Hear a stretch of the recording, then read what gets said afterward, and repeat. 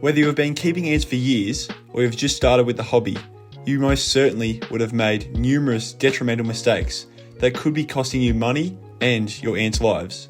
So join me as I break down 7 of the most common mistakes that ant keepers are making all around the world. First up, we have incorrect housing or nest space. Typically, ants prefer a snug environment due to a number of factors, including efficiency in their activities, protection for the ants, and safety of the brood. Therefore, a common mistake that is made is providing your ants with too much space.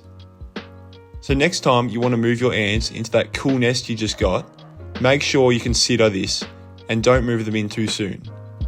Another reason for this is when provided with excessive space, ants may place their waste inside the nest, which is extremely unhealthy due to promoting mold growth, which will certainly slow down the colony's growth and even kill them.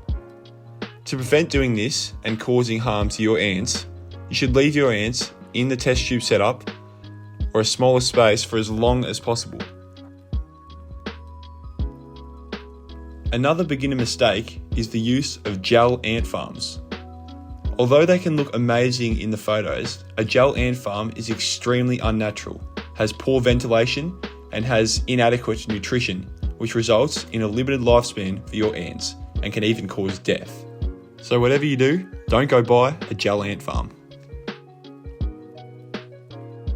The third mistake that ant keepers will make without knowing is not doing enough research on the specific species that they are keeping. This is especially the case for exotic ants that require different specialised care, like bull ants for example.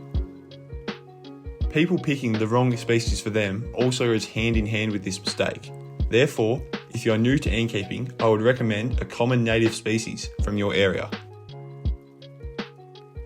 And now for probably the most common mistake, disturbing your ants too frequently. You may be very excited after catching or purchasing your very first queen, or even your 50th. However, checking up on them every 5 minutes will only cause unwanted light and vibrations. This will cause the queen to be stressed out, which will lead to the queen eating her own eggs or not laying eggs in the first place. Also, depending on the specific queen and species, it may ultimately cause death. This is especially the case during the founding period, which is the most important time for the queen ants. Incorrect maintenance is also a very vital mistake.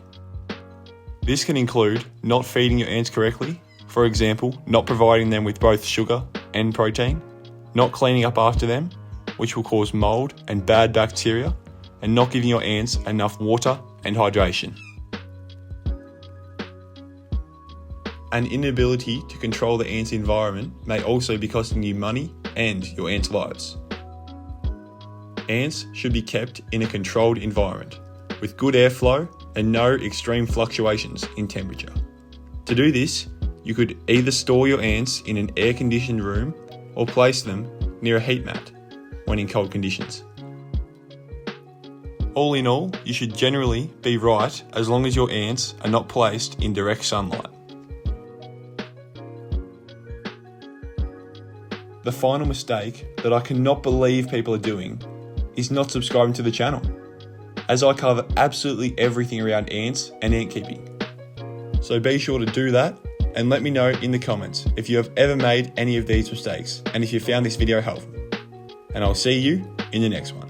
Cheers.